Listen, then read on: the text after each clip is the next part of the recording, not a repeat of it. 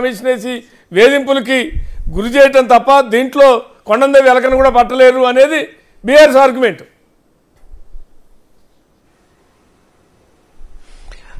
అక్కడ ఉన్న మీకు మా మిత్రులు లక్ష్మీనారాయణ గారికి ఇతర మిత్రులకు కూడా అందరికీ వందనం.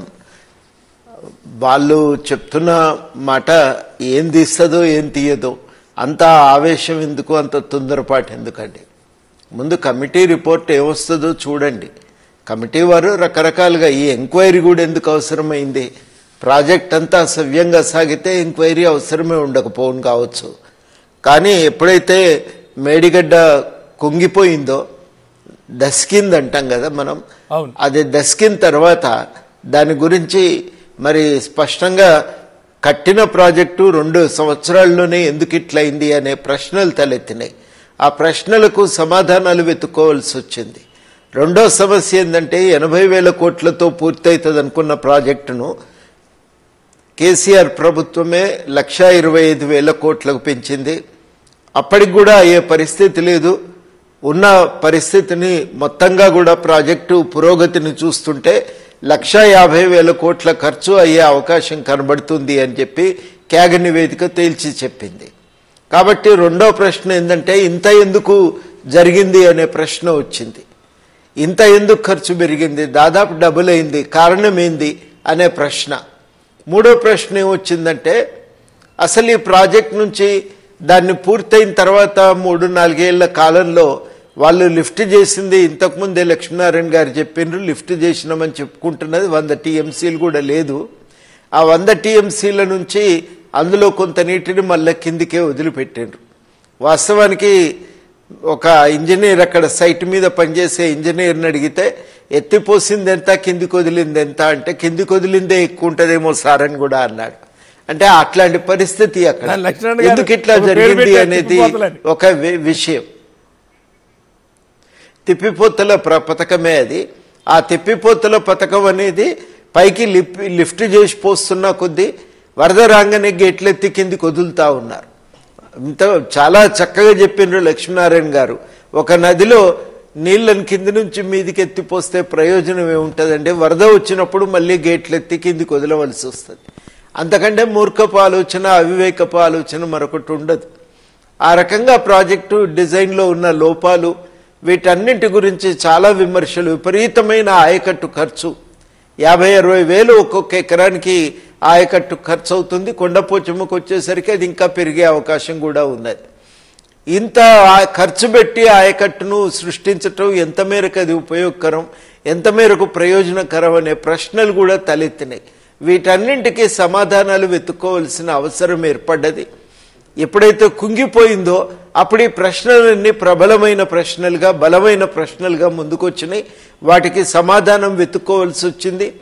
టీఆర్ఎస్ బీఆర్ఎస్ ప్రభుత్వం అధికారంలో ఉండగానే ఢిల్లీ నుంచి డ్యామ్ సేఫ్టీ అథారిటీ వాళ్ళు వచ్చి దాన్ని పరిశీలన చేసి ప్రాథమికంగా వాళ్ళ సర్వేలో ఇది డిజైన్ లోపం ఉంది, నిర్మాణ లోపం ఉంది, ఉన్న ప్రమాణాలను కూడా సరిగ్గా పాటించలేదు, మెటీరియల్ కూడా మీరు సరిగ్గా ప్రమాణాలతో ఖరీదు చేయలేదని వాళ్ళు తీర్పు చెప్పిన తర్వాత ఇంకా ప్రాథమికమైన అంచనాల్లోనే చాలా లోపాలు ఉన్నాయి తేలినాక ఇంకా ఎంక్వైరీ అనివార్యమైపోయింది. ఆ నేపథ్యంలో వచ్చిందండి ఎంక్వైరీ. ఉట్టిగా గాలివాటంగా ఎంక్వైరీ వేయలేదు. ప్రాథమికమైన అంచనాల్లోనే చాలా లోపాలు ఉన్నాయి అనేది డ్యామ్ సేఫ్టీ అథారిటీ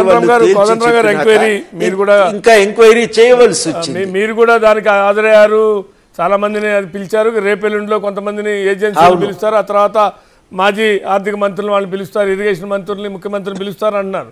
కానీ ఇక్కడ లీగల్గా వచ్చేటికి ఎక్కడ ఆధారాలు దొరకటం అనేది, కాకపోతే అనగనగా ఒక రాజుగారికి 7 కొడుకులు ఏటకెళ్ళారు, 7 చేపలు తెచ్చారు, దాంట్లో ఒక చేప ఎండలేదనే కథ చివరికి నా పుట్టలు ఏలు పెడితే కుట్టరానలాగానే ఎవరు దొరుకుతారు అనేది చివరికి ఎవరు దొరికే అవకాశమో లేకుంటే ఆధారాలు దొరికే అవకాశమో అంటే విచారణ జరుగుతుంది. వస్తున్న అవుట్కమ్ నుంచి నాకు అనిపిస్తుంది.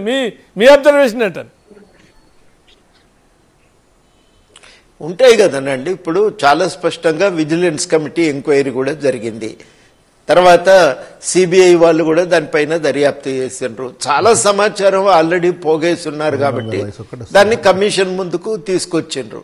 కమిషన్ ముందుకు తీసుకొచ్చిన తర్వాత కమిషన్ ఒకటొకటిగా ప్రతి విషయం మీద సాంకేతిక అంశాల మీద ఎంక్వైరీ చేసిండ్రు నిపుణులతోని. నిర్ణయాలకు సంబంధించిన ప్రక్రియ మీద ఇంజనీర్లను అడిగినరు, అది ఐఏఎస్ అధికారులను అడిగినరు. నిర్ణయాలు ఎట్లా జరిగినాయి, ఏం ప్రక్రియ మీరు అనుసరించిండ్రు, ఏ పద్ధతి ప్రకారం నిర్ణయాలు తీసుకున్నారు, అది కూడా అయింది. చివరికి మిగిలింది ఏంటంటే రాజకీయ నాయకత్వం ఈ నిర్ణయంలో వాళ్ళ పాత్ర ఏందనేది తేలవలసి ఉంది. ఈ మూడవ అంకం ఒకటి మిగిలి ఉంది. అది బహుశా ఈ 15 రోజుల్లో నెల లోపలనో అది పూర్తయిన తర్వాత మరి వాళ్ళ పత్రికల్లో వచ్చిన వార్తల ప్రకారం అయితే మార్చి కల్లా రిపోర్ట్ వస్తుంది అని. అంటే ఇప్పటికే కమిషన్ కొంచెం ప్రాథమికమైన అంచనాలకు వచ్చి ఉండవచ్చు, తెలియదు మనకు. క్యాగ్ నివేదిక కూడా వాళ్ళకు అందుబాటులో ఉన్నది.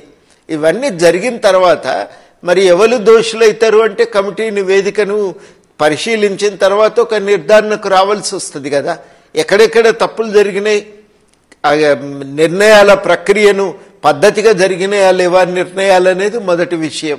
ఇప్పుడు ఇందులో చాలా కీలకమైందంటే మేడిగడ్డ దగ్గర వద్దని ప్రభుత్వం వేసిన ఇంజనీర్ల కమిటీ సూచన చేసింది చాలా స్పష్టంగా. అప్పుడు గవర్నమెంట్ ఒక ఇంజనీర్ల కమిటీ వేసింది. అక్కడి నుంచి మనకు తుమ్మిడిహట్టి నుంచి మేడిగడ్డకు మార్చటం ఎట్లా ఉంటుంది అని వాళ్ళు కమిటీ వేస్తే ఆ కమిటీలో ఒక్క ఇంజనీర్ సైన్ చేయలేదు సభ్యుల్లో. మిగతా వాళ్ళందరూ కూడా అది అక్కడి నుంచి పనికిరాదు, అది తుమ్మిడిహట్టి నుంచే కొనసాగుతుంది, కొన్ని చిన్న చిన్న మార్పులు వాళ్ళు సూచన చేశారు, ఇచ్చిండ్రు. ఇప్పుడు ఇవన్నీ విషయాలు మనకు ముందు ఉన్నాయి. కానీ దాన్ని నిష్పక్షపాతంగా అన్నింటినీ పరిశీలించి జరిగిన పరిణామాల మీద వాళ్ళ ముందున్న ప్రశ్నలకు వాళ్ళు సమాధానం చెప్పాలి. ప్రశ్నలు కూడా స్పష్టంగా టర్మ్స్ ఆఫ్ రెఫరెన్స్ కూడా వాళ్ళకు స్పష్టంగా ఉన్నాయి కదా కమిటీ ముందు. దాని ప్రకారము ఏ నిర్ణయాలు ఎట్లా జరిగినాయి అనేది వాళ్ళు తీర్పు చెప్తే ఆ తీర్పు ఆధారంగా మళ్ళీ గవర్నమెంట్ తన లీగల్ డిపార్ట్మెంట్ను సలహాలు తీసుకొని ఎవరెవరి మీద ఎట్లాంటి చర్యలు తీసుకోవాల్సి ఉంటుంది. ఒకవేళ తప్పు జరిగిందని తేలితే ఆ తప్పు జరిగిన దానికి బాధ్యులు ఎవరో గుర్తించి చర్యలు తీసుకోక తప్పదు కదా. ఏమీ లేకపోతే లేదు, ప్రాథమికమైన అంచనాల్లో లోపం ఉంది అని తేలింది కాబట్టి. శ్రీనివాస్ గారు అంటే సరే అక్కడేదో మేడిగడ్డ దగ్గర అది కుంగింది, ఇందాక కోదండరాం గారు చెప్పిన లక్షణ డిజైన్లో లోపాలు ఒక అంశం, దానికి ఎకరాకి ఆయకట్టుకి అంటే ఒక ఎకరాకి సాగునీరు అందించడానికి 50,000 అంత యూజ్ అమౌంట్ ఖర్చు అవుతుంది అనేటువంటిది రెండో